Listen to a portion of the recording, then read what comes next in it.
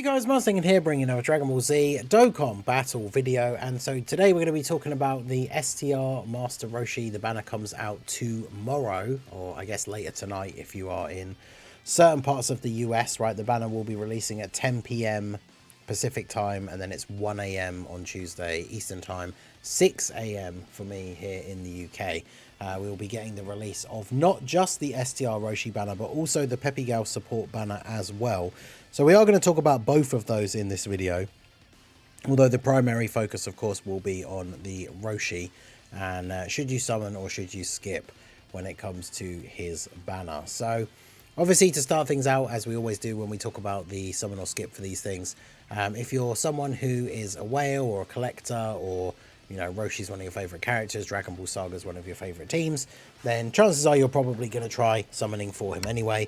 But these videos are mainly aimed at people that are free to play or don't spend a lot of money in the game, because we try and talk about the value of the unit, the banner, and of course take a look at the, you know, what's going on at the moment as well in terms of what's going to be coming up next, what other things do you have to keep in mind, and all of that kind of stuff, right? So when it comes to Roshi, there's a couple of things straight off the bat that are a little bit kind of frustrating, but I'm also not disappointed because, or not surprised, because it's kind of the same thing that's happened in the past with these weird sync issues and stuff. So one big thing straight away is that if Roshi was coming out on both versions, he's obviously just like a filler Dokkan Fest, he would have the new Dokkan Fest green pity coins. However, there is not a new green coin in the data from the data download for global. So that means that this Roshi banner does not have the new Dokkan Fest pity system that the Vegeta banner had, the one that's the same as the legendary summons, where you basically have to do 1,000 stones, give or take, you know, units that you can trade in for extra coins in order to get 200 green coins and then trade them in for one copy of the Dokkan Fest. Now, whilst it sucks for global, especially because it's an extra unit coming out on top of everything else that's going on, it does make sense to a certain extent, because obviously JP did not have the pity system in place when this guy came out. And so they're now just putting him out on global exactly as he came out on JP, which on the one hand, like, I can see why they would just do that. But, you know, it's another thing, another extra thing coming out for global. It's coming out in between the banners of the Part 2 LR, the Piccolo and Gohan, and then whatever's going to be coming out next week for both versions, because the whole reason we knew that something was coming out on global is because the sales ended a week earlier than they do on JP. But that means a week from tomorrow, when the sales do end on JP, that's when we're probably expecting the new summonable unit to come out for the end of October, and that will be on both versions at the same time. So it's another thing for global to have to summon on. So it really wouldn't have killed them to put the pity coins system on this banner. In fact, I would imagine it probably would encourage a few people, not everyone, I'm sure, but there's probably a few people on the fence about summoning who would have summoned if the pity system was in place on this banner, but now won't because it isn't, right? So that's one thing to bear in mind. I also didn't see in Proton's data download thread a specific ticket pack for purchase for paying players, but I assume there will be, because there has been for basically every banner on global for the last like year or more. So that's something to bear in mind if you are a spending player and you want to try summoning on the banner without using any of your stones. There should be ticket packs available as well. But we talked about Roshi a little bit the other day. He leads Peppy Gals for 200%, and then Turtle School or DB Saga for 170, with an extra 30 to Bond of Master and Disciple and Kamehameha. It's an interesting new format for a leader skill, and obviously funny that this guy came out before the Worldwide for JP, and then the first Dokkan Fest that came out after the Worldwide was Vegeta, and he doesn't have a leader skill like this. And of course, this makes Roshi one of these weird units like God Goku's, who have Hybrid Saiyans in their leader skill, where he leads a category that he isn't on, right? So you can have Peppy Gals units on his team and they get a full 200% leader skill, but you can't use him in events where you have to use only Peppy Gals units, or, you know, do missions that require you to have Peppy Gals units on the team. But I mean, his team can be pretty solid, obviously, because it has Turtle School and then Bond of Master and Disciple or Kamehameha. There's a lot of the Gokus in the game on his team. DB Saga obviously has needed some buffs for a while. Unfortunately, just getting a new leader and then the occasional like World Tournament EZA doesn't really help out a huge amount. So this guy's, the best version of this guy's team is probably not likely to be largely stocked with Dragon Ball Saga characters anyway. And then he raises attack and defense on super. He has 2 unit super attacks that both do the same thing. Raise attack, which is an infinite stack, greatly raise defense for 1 turn, and then immense damage with a great chance to stun. And he gets the first one if there's a Krillin or Goku youth in the same turn, and the other one if there's a Bulma in the same turn. Bulma is his banner unit, which obviously we'll talk about here in a minute. He has an entrance animation. He has damage reduction for 7 turns. Pretty decent 150% stat start of turn. Key 3 damage reduction of 20% and attack 150 when performing a super. So after supering for those first 7 turns, he's got 50% damage reduction. When there's another 2 Turtle School allies on the team, which is easy enough to do, right, with Gokus and stuff. Additional attack and defense 82% per Peppy Gals ally in the same turn. Then an additional 82% attack and high chance to crit when there's an ally whose name includes Bulma. So obviously he gets a lot of buffs from the banner unit and of course like the LR Bulma as well. He also supports Turtle School or Peppy Gals for 2 key and attack and defense 50%. So with the stats and everything that he has and the abilities that he has, he's actually a really good unit for like floating in slot 3, supporting the team, has 50% damage reduction post super, and then he has an active skill that you can use from turn 3 if you're at 70% or less, or just from turn 5, which recovers 50% HP and then gives allies 3 key and 30% attack and defense for 1 turn. So very, very useful active skill as well.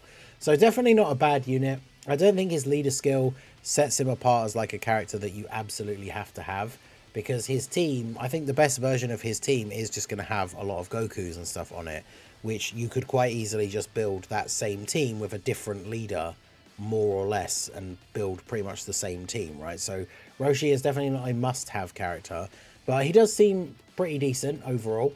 Then we have his banner unit Bulma. She raises attack and defense by 86% for 1 turn on super, which is a pretty decent amount. Does supreme damage and seals the enemy.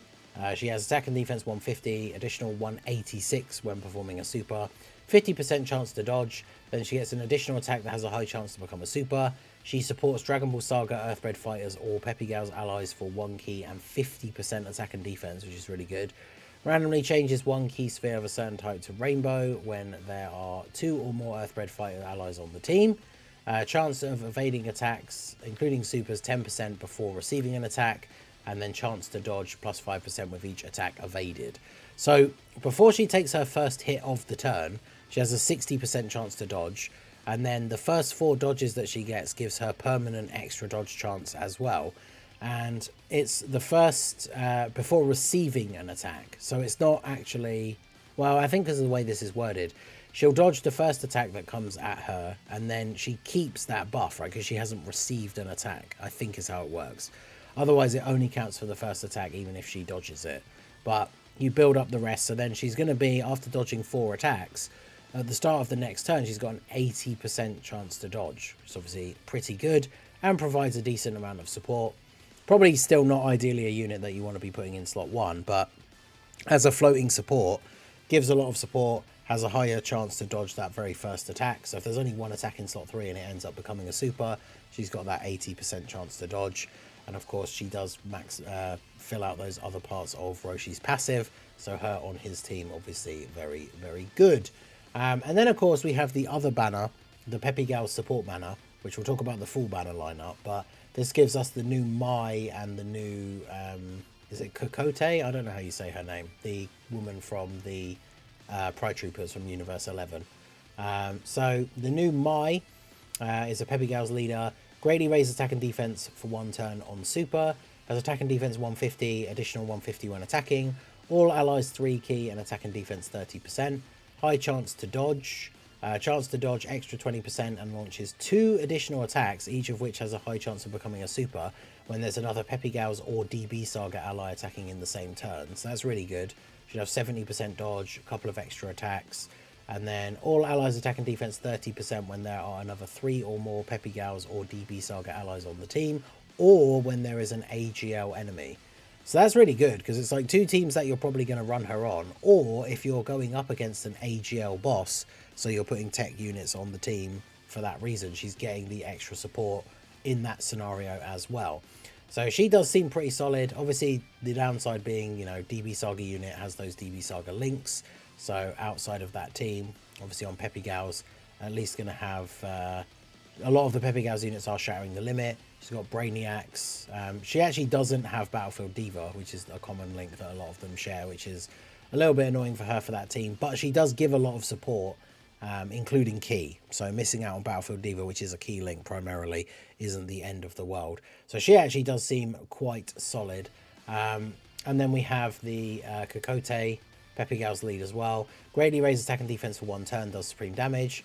Attack and defense 150, additional attack and defense 150 when attacking. High chance to crit, damage reduction 11%, and then reduce damage received by another 11% and get an additional super when there's another Peppy Gals or Universe 11 ally attacking in the same turn. Damage received by an additional 11% and foresees super attacks and gets an additional 300% attack when attacking when there are another 3 or more Peppy Gals or Universe 11 allies on the team, or when there is a tech enemy. So the good thing about both of these units is they are, as always, units that can fit nicely onto the Peppy Gals team, but they have a lot of stuff that works well with their other main teams as well, which of course for Mai is DB Saga and for her is Universe 11. Because, you know, Topo, we're going to be talking about him in a minute. He does return on Roshi's banner. We're going to get the LR Jiren sometime soon on Global as well. So the Universe 11 team obviously shaping up to actually have some decent stuff going on. And on that team, or a Peppy Gals team, 33% damage reduction, a bunch of extra attack, and a Scouter ability, which obviously is very useful, definitely makes her seem very, very good. Obviously on that signature pose like team because of the Pro Trooper stuff, so she's got those links as well. Hero of Justice. We're going to work very, very well with the Topo and Jiren units. The banner unit Dispo from the UI Goku banner. Like that Universe 11 team actually shaping up to be pretty strong once all of these pieces are in place. So they actually do seem very solid. I don't know whether I would recommend summoning for them, of course, if we go ahead and look at the actual banners themselves and talk about the banner lineups here. So this was the Roshi banner on JP. Obviously we have the Roshi and Bulma. Topo makes his return for the first time. So he is definitely a prime target for picking up with red coins. I did not get him when he originally came out, so we'll be picking him up with coins. God Goku, Yamcha. The problem is the next few units, right? God Goku, Yamcha, Kid Goku. All of these guys are pretty outdated at this point. God Goku can still be runnable, but is very much like a dodge or die character. And then, of course, Videl gets her Easy A at the same time that this banner comes out. So she does obviously become a lot better and will have a lot more use. And she is featured on the banner. So if you were summoning and obviously don't have her or don't have all the copies of her, she can be picked up from this banner or with red coins as well. But overall, I would say the banner definitely not very good. Like outside of, if you want Roshi, obviously he's there. He's pretty good. Bulma, his banner unit is good. But I mean, if you pull her and not him, you know, she's good for a Peppy Gals team, I guess. But you ideally would want to be trying to get Roshi. Topo, obviously still very good, worth picking up. But then everybody else on the banner, not so much. And then when we look at that Peppy Gals banner, obviously we have the 2 new units featured. And then we have the Mamba and Android 18, the Kawaii and the Margarita. They get Easy A's in like a week's time on Global as well. So them being on there is pretty decent.